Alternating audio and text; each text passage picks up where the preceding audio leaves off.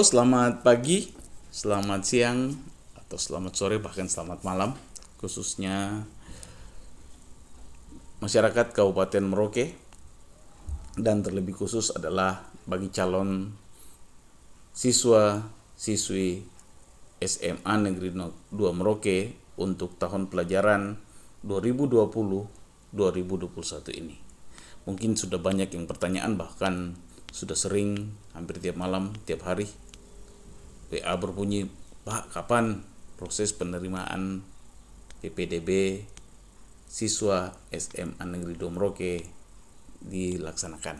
Nah, di saat ini saya akan jawab dan perkenalkan, saya atas nama Ketua Panitia PPDB 2020-2021 SMA Negeri 2 Merauke akan memberikan penjelasan ataupun tutorial bagaimana caranya mendaftar secara online. Kenapa secara online? Karena memang selama ini SMA Negeri 2 Merauke juga sudah menerapkan pendaftaran PPDB secara online. Nah, di tahun 2020 ini, terlebih karena kita juga sekarang mengalami pandemi COVID-19, berarti kita semua bekerja di rumah, otomatis pun pendaftaran pun juga dari rumah. Jadi kalau dulu kami masih bisa mendaftarkan secara manual, sekarang full online. Artinya bahwa berkas-berkas kami tidak terima lagi dalam bentuk kertas, jadi semuanya berbentuk file. Nah, file-file itu di-scan atau di-foto, kemudian nanti di-upload. Nah, sekarang bagaimana caranya kita untuk mengisi formulir pendaftaran tersebut? Silahkan ikuti tutorial ini. Selanjutnya kita akan yang pertama, kita otomatis mengaktifkan dulu browser kita. Dalam hal ini saya menggunakan browser dari sistem yang namanya Google Chrome. Ini Google Chrome ini. Nah,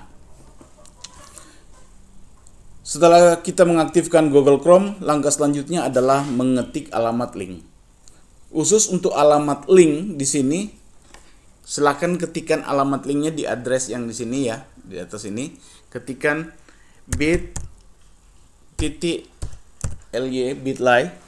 kemudian P besar, PDB, S besar, MAN 2 MRQ.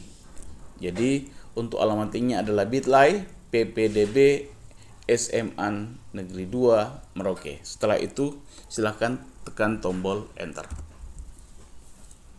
Tunggu beberapa saat, kemudian nanti akan ditampilkan form penerimaan pendaftaran siswa baru.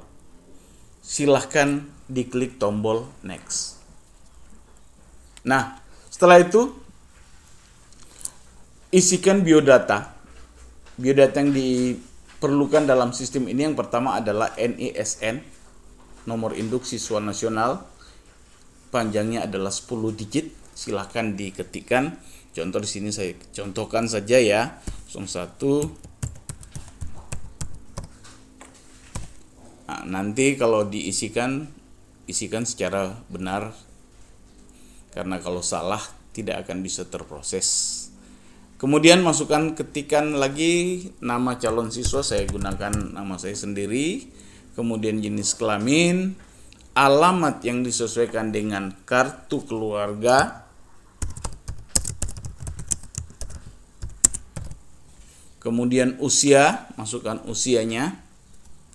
Contoh seumpama saya taruh 15 tahun, nanti disesuaikan yang benar ya. Kemudian tempat lahir, kalau lahir di Merauke ya silahkan dituliskan atau diketikkan Merauke. Kemudian tanggal lahir di sini pertama adalah bulan berapa, kemudian tanggal, setelah itu tahun. Contoh ya, nanti disesuaikan juga.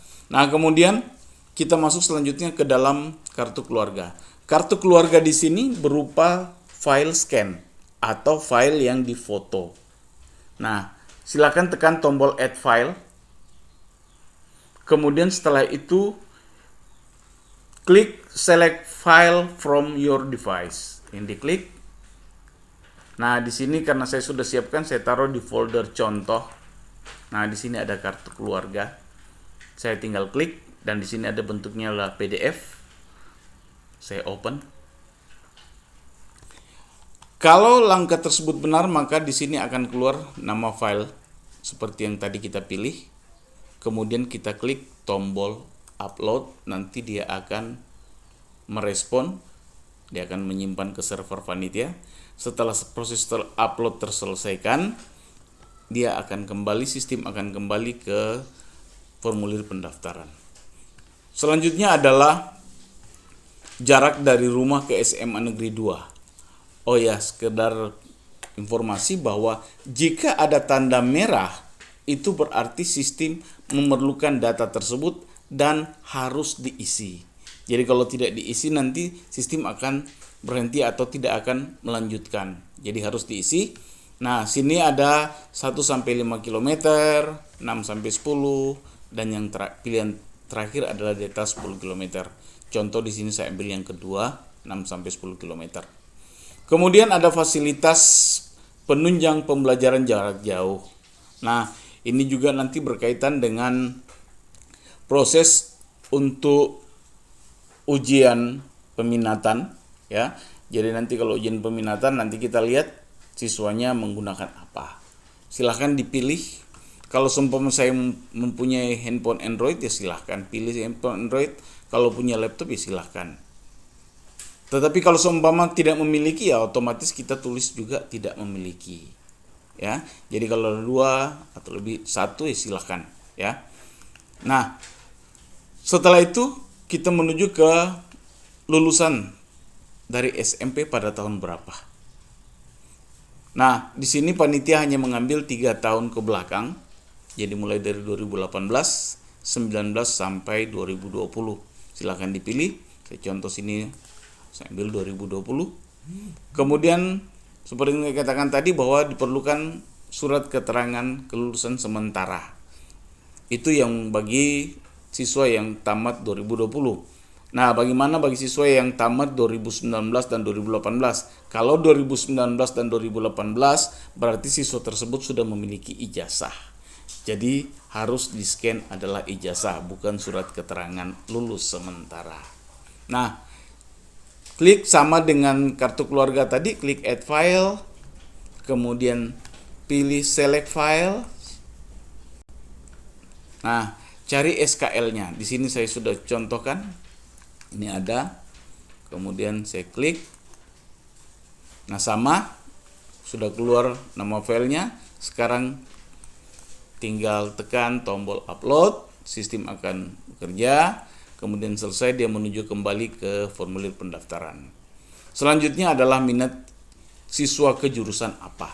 Silahkan dipilih apakah jurusan bahasa, IPA maupun IPS. Nah, di sini informasi khusus untuk jurusan bahasa. Jadi jurusan bahasa ini nanti disesuaikan dengan jumlah minat siswa. Nah, sekolah akan memfasilitasi membuka jurusan jika siswa sekitar 20 siswa memilih, kita akan memfasilitasi untuk membuka jurusannya. Jadi tahun lalu kami tidak membuka jurusan bahasa karena yang memilih atau minat ke sana hanya 10 orang. Nah, saya pilih seumpama minat IPA. Kemudian nomor WA ini penting. Nomor handphone yang ada WA-nya, khusus yang ada WA-nya, karena kita akan berkomunikasi selain menggunakan email, kita juga menggunakan WA. Silakan diketikkan nomornya. Ini saya contoh saja. Kemudian setelah itu pas foto sama ya, karena dia berbentuk file, silahkan di add file. Di sini saya contohkan pas foto saya sendiri ya. Di sini saya pakai JPEG. Kemudian open. Nah, setelah itu saya tekan tombol upload.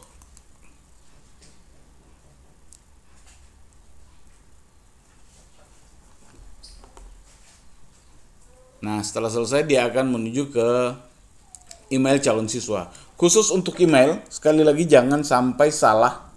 Jadi pastikan bahwa email yang dituliskan atau diketikkan adalah email yang masih bisa digunakan atau aktif. Dan cara penulisan alamat email jangan sampai salah. Di sini saya contohkan menggunakan alamat email saya sendiri.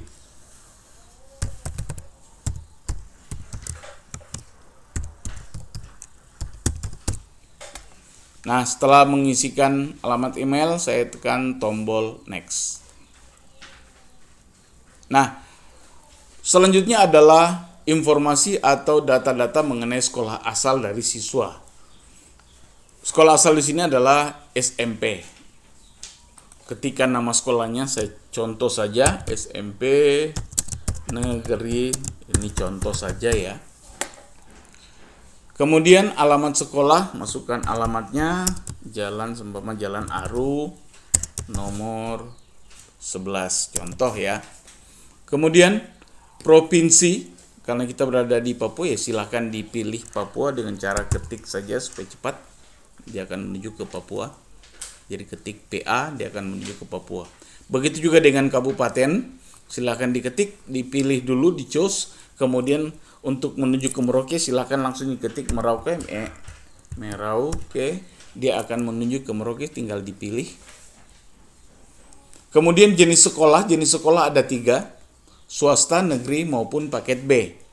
Nah, ini menyesuaikan dengan sekolahnya. Jadi kalau di swasta silahkan swasta, negeri atau paket-paket. Sini saya tadi pilih negeri.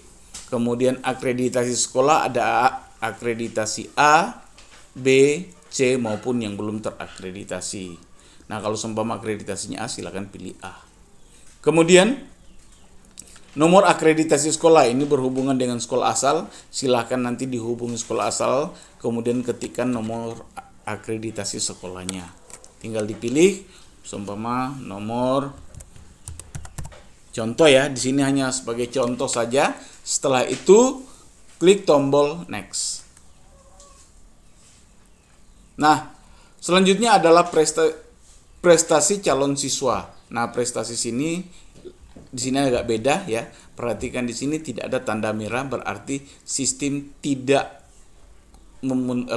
memerlukan suatu keharusan, tetapi jika siswa tersebut pernah meraih prestasi, silahkan dimasukkan. Nah, prestasinya di jenjang apa? Ada internasional, nasional, provinsi, ataupun kabupaten. Seumpama di nasional, tinggal pilih nasional, peringkat atau juara keberapa, silahkan disesuaikan saja. Kemudian prestasinya itu berbentuk beregu atau perorangan, pilih aja. Nah, kemudian setelah selesai, langkah terakhir adalah mengklik tombol submit. Klik tombol submit. Setelah kita memilih tombol submit, itu artinya kita mengirim data-data kita ke panitia. Dan nanti ada pesannya, your response has been re-ordered. Artinya data kita sudah berhasil tersimpan.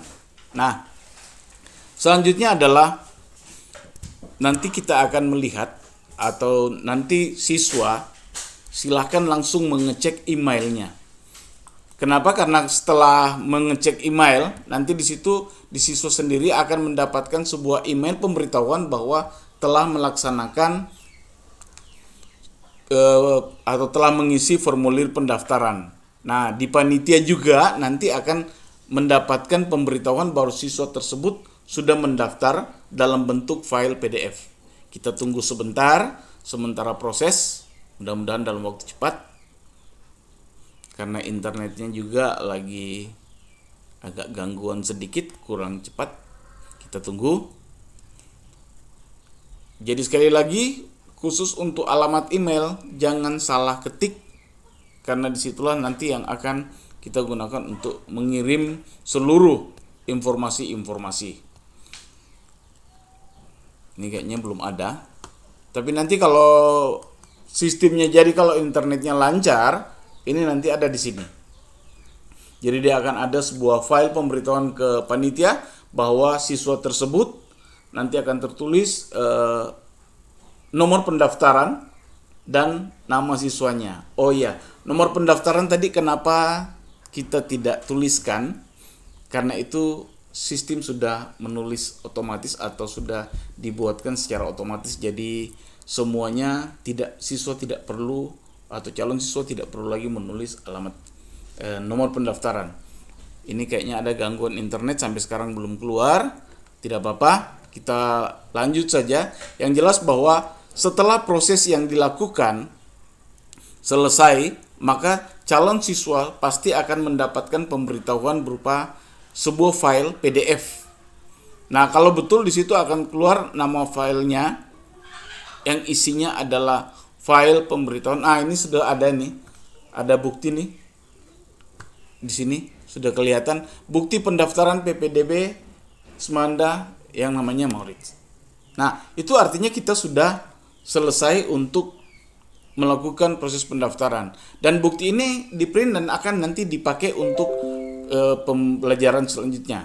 Nah, selanjutnya, jadi sekali lagi setelah mendapat ini berarti siswa sudah pasti dapat ya. Kemudian langkah terakhir adalah nanti akan dilihat di situ, di cross check oleh panitia seluruh berkas-berkas. Nah, setelah diverifikasi, nanti panitia akan mengirimkan kembali ke siswa masing-masing untuk melakukan proses selanjutnya. Nah, proses selanjutnya bagaimana? Nanti dibuatkan lagi tutorialnya. Sampai di sini dulu pembuatan tutorial pendaftaran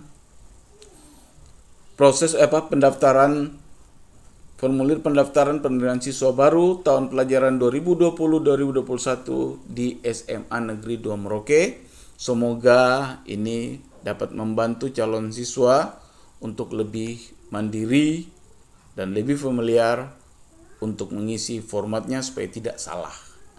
Adapun jika memerlukan informasi-informasi lebih lanjut, di situ sudah ada juga nomor WA yang bisa dihubungi. Silakan dihubungi via WA. Nanti panitia akan membalas. Jangan lupa untuk like dan subscribe supaya tidak ketinggalan informasi mengenai PPDB SMA Negeri 2 Merauke. Akhir kata saya ucapkan terima kasih. Selamat pagi, siang, sore maupun malam. Dadah.